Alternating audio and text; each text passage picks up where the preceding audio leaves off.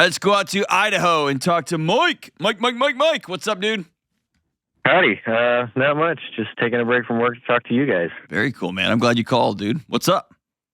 Yeah, well, so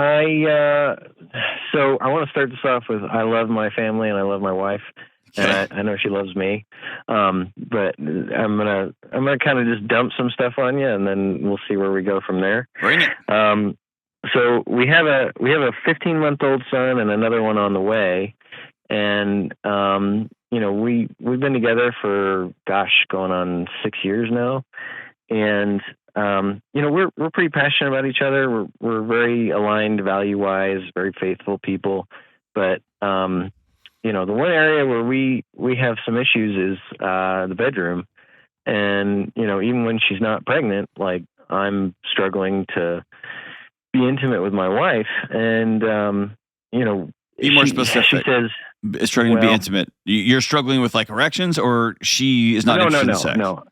She's not interested in sex at all. All right. She says there are more than one way to express making love, and you don't need to have sex to make love. And I'm like, well, you kind of do.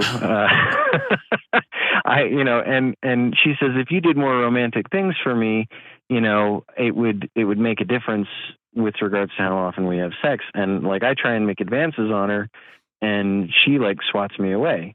And there's more to it than that. Like, I know she's become kind of insecure since we've been together, and there's some stuff going on with like her childhood and her parents, and be specific. So you threw a little piece out that I've got some opinions on, but sounds like there's a bigger picture. Well, actually, let's do this. Let's approach step one, and then I want to dig into the other stuff. So step one, I think the idea that women have a lower sex drive than men is an absolute myth. It's not real. It's not true. Or that women have something called a sex drive, which is a myth, and it is just male sex drive light, right? None of that is true. Mm-hmm. If you look at the literature and you look at the studies done. What is true is sex and desire, how those things are all woven together. Think of it as, and this comes straight from Dr. Emily Nagotsky's work. I recommend your wife read a book called Come As You Are. It is incredible. It's got I probably wouldn't have made that cover, but the book is extraordinary. And it's just a masterclass of all the things that millions and millions of women didn't get. I also think it's a good read for men too, but it's written to women about women's health and women's sexual health. But here's what she describes it. She kind of pulls apart the myth of sex drive and instead paints a picture that sex is a series, or desire is a series of brakes and gas pedals. And if you think of it that way, for you, gas pedals might be a wink. It might be just thinking of your wife. It might be somebody attractive walks by you at work and suddenly you're like, oh, this is happening tonight, right? Your whole life is gas pedals. For other people, their environment might be a bunch of brakes. Got to make sure the kid is doing this. I've got to make sure this kid is fed. I got to make sure I'm healthy. I got to go for my walk. I got to make sure the dishes are up because I want to be a good wife, and I have this picture of what wife looks like, and my husband and I've never talked about it. And then you come home and you start pawing at her, or you bring home a flower. You might think you are being romantic. Here's your gesture. And that might have nothing to do with her brakes and gas pedals. And so where I see people miss each other all the time is she says, I need you to be more affectionate. If you were more affectionate, then I would want to have sex more.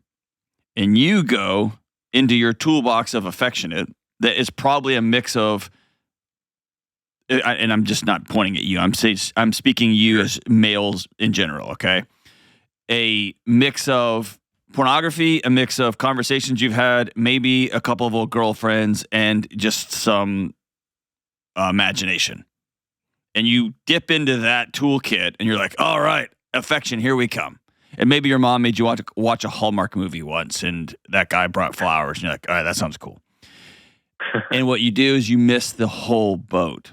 And what I've seen couples dramatically turn their sex lives around by simply having the conversation about gas pedals and brakes. And I'll just give you a story from my own house. I really took it personally that my wife had to have the kitchen clean before anything could happen. And I put the math in my head that she thought a clean kitchen was more valuable than Smoke Show McGee over here. Come to find out, she had some stories in her head about what a good wife was and what a homemaker is supposed to do, and all this baggage that she was carrying around. I had no idea she was carrying around. And so once we sat down and talked it through, dude, you know what I love doing now? The dishes. Right. I like things that I never would have assumed are about affection or about you see me or help with bedtimes or take care of the dogs or whatever the things are. Right. So that's a whole thing that is worthy of a conversation that y'all need to sit down and have. What does affection mean to you? And you're going to be probably shocked that it has very little to do with touching and looking and all that stuff. It has to do with an environment, right? We've definitely had those conversations, and her ideas of romance are like, us taking the truck out and looking at the stars. But yep. Have you tried that? It's funny. She's told me that since day one. We've never done it. Just for whatever reason, I don't want to do it. Bro, she gave you the roadmap. I know. That one's totally on me. I've definitely made mistakes. You're like one of the few that know what to do. Unbelievable. I know. Can't believe you're calling me. All right, so tell me about the other stuff, about family stuff and childhood trauma. Well, so the other thing is she's told me this repeatedly. She knew I was making this call. Okay. And she said, I can't keep a secret for my life. And she's like, she says she hates sex, like vehemently, even when we were having sex a lot before we were married. She said, I've never enjoyed it. I only did it because of you and because I love you. And I think that has a lot to do with, I'm the only sexual partner she's ever had. Okay. I've had more than one prior to us being married. And then, also her parents they're divorced. They had a lot of issues. And you want me to be specific? They did things that parents shouldn't do with their children, like take them to bars at 2 a.m. and have the 6-year-old drive them home. That's probably the most blatant example. And just a lot of irresponsibility and vilification of a relationship. And I think that's affected her greatly. And we've seen a counselor and that came up, but, she wasn't able to really delve into it for whatever reason. She doesn't like talking about herself or her own problems. Okay. So that's kind of where we're at. Like, I've told her, like, we need to be, I agree, I need to be stepping up in the romance department, but, there needs to be some give and take on your end. And she's like, I just don't enjoy it. Like, I don't want to be touched down there, and I don't wish to, it hurts, and I don't enjoy it at all. I get nothing out of it. I was like, geez, well, that sucks. Well, and so here's a couple of things that happen. Number one, men almost always take that very personally. Yeah. And they forecast it into the next 20 years. Because I don't know any guy who wants to hurt his wife. Right. But also I don't know any guy who wants to be married for 20 years and not have sex. I don't know women who, I know they're there. I know there's all kinds of different sexual appetites, right? But very few people don't want to be intimate for 20 years, right? And so your challenge is to not take this personally. It's not about like if you were hotter or whatever, or it's an insult to you. This is somebody saying, hey, it hurts. This is somebody saying there's a lot of psychological baggage potentially here. I also can't imagine that in this particular, and let's just be super clear.